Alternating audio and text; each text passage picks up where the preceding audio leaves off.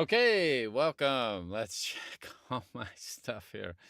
And yep, all right. Should be live. Should be live. I'm live on Facebook. I'm live on YouTube. YouTube is definitely the preferred place to go to see this stuff, but I'm live on both. So, and the reason is it's easier to catalog. It's easier to ask questions, and it gets put into the live stream and all that kind of good stuff. So, um, today we're talking about, so it was Edison that had a track that had multiple events. You can see the multiple events there. And what we're going to be doing is taking those and we're going to combine, and I'll make it much longer so that we have a more real world example here. But essentially I have a minute, but let's say, so I'm going to take that. And so here's what's, let me back up. All right. I'm gonna take a track that has a whole bunch of events, and maybe I have his was a couple hours, so I'm gonna simulate that with about an hour, and throw something in the chat so that I know that you're seeing this and that that's working well. And I have multiple windows up here, so I see this one, and then I'm gonna make sure that I see the one that's in for Studio One as well, for the Studio One group. But just go ahead and throw a little comment in there so that I know that you're there and that I can see what's going on. And it's always very, very helpful to have that happen in here, where I see multiples. All right, and I don't see. Look. Anyway, so hopefully we're live on both of those, and you let me know through the chat that we are. All right. I'm slapping at myself here. Today's been I had a client one that happened just before this, but you don't care about that. So what we're doing, we've got one track here. It has some events on it. I'm gonna even change the colors because I think it's easier. What if I'll use, yeah, something dark, so you can see all the different events that's there. And we have a whole bunch of them on this track. Now what I'll do is I'll just duplicate it a bunch of times so that I have there's enough that I have 30, 40 minutes. There's 30 minutes of audio. Okay. And I want to split that into 2 tracks, 3 tracks, 4 tracks, 10 tracks, whatever. So here's the easy boat to do it. One, if you only have one track, like if I went through and hid a track here, so I'm going to hide this track. I could hide multiple tracks. I only have one track. Then the easy boat, if I wanted to split it right from here and put everything from this point to the end on another track, then the easy way to do it is I take this and I go into the edit, select, and I select from event to end, and that just selects everything for me. Okay, so that would do that. And then of course, the easy thing to do will be to take this, and now that I have all that selected, I can grab it any place on any event and put it down. And now I would have 2 tracks, and I would have split it at a certain point from point A, from a spot to the end, and dragged it, and that works. Okay, so that's one way to do it. Some people suggested you could go ahead and take this whole track and you could bounce it, so that would work. You could bounce it, you could merge it, but I usually would bounce that. I'm going to undo that. You could bounce the whole track. By the way, if you are going to do that, what I recommend instead is that you duplicate track complete. I might change the color on this one just a little bit. And then I would take that and I would bounce this track, because I do want to keep the original track, because there are times where you go back and you go, I cut something off if I had a real world scenario. And then of course, this one you could double click.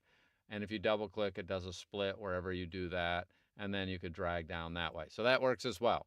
Okay.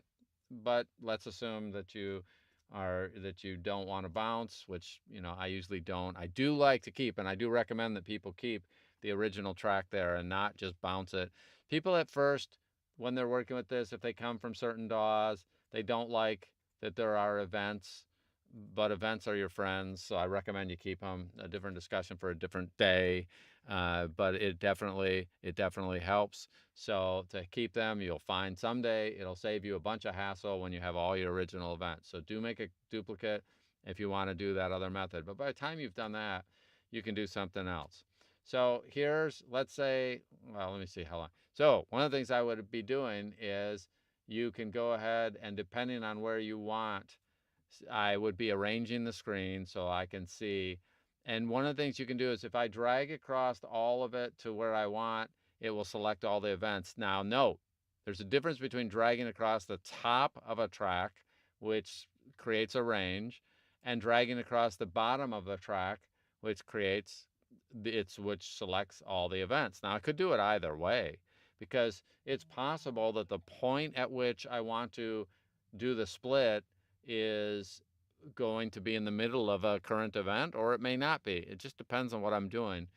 I will say, if somebody's doing a story, it's usually going to be at an event, because that was the end of something. But I could have had something where I'm recording and I have two sections and I have the little break and I continue to record. So it may be that you want to range rather than all the events, but I'd say the majority of the case, it's going to be the events. And what you'll notice is I have two things. One, if I have it zoomed out enough, I can always drag from the end and make sure I'm in the lower half with the arrow tool. I can drag across to whatever point I want and get all those events selected. If I had gotten too many, when I zoom in, I can hold the shift key and take out a few. So I don't have to be perfect and to be honest with you, I'll show you a couple little tricks here that I would have pre-set up if I wanted to do this easily. And that's that if this was the event that I wanted to have as the start, I might go ahead and use my colors, because we can easily do that. Right click, change the color palette there. Then that makes my breakpoint easy to see no matter what I'm doing. Now, of course, I can drag across here, get all those events. That's easy. And then, of course, I could drag it down, and there it is right down there. It starts with the red event. Colors are your friends when it comes to this stuff. And if you have that, of course, I can drag across. If whoops, I went too far. Oh, terrible me. Hold on the shift key. And now I have it all selected and I can drag them to something else. I could drag all those to another spot. If I just select one, I have ripple edit turned on. All I really have to do is drag this one over. And I do this all the time. I drag it down to where I want it. I go over here, I zoom in, and because I have ripple edit on, I don't have to grab all of them. And I do that, and then I instantly go, oh, no, I'm going to zoom out because I find it easier. So I don't even have to select everything as long as I have ripple edit turned on. Boom, it goes there. Now I have two tracks. And of course, if I had multiples, if I wanted to divide it into three, you would see me go in here and initially change my colors. So I'd have one there, and I'd have one here, and I would change its color to something. And once I had those, then I would drag across, put that one here, and then drag across and put this one and put them here. I mean, it's just, you, by the time I explain all this stuff to somebody, I could have had it done.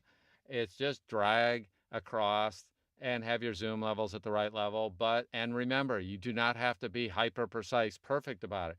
If I had the color sitting there, then it's easy because I know that this one was going to be the spot where I wanted to change it, and I drag across, and if I miss it by a few, not the end of the world. Most people aren't going to miss by that much. Hold down the shift key, click, click, click, click, click, because yeah, I was a bozo about it and did way more than I needed. But once you do that, then it's easy. So use colors to give yourself like the starting point of where you want to break it up. I'm constantly doing that. It makes it easy. And I might even label it. Oh, look at this, here was the green spot.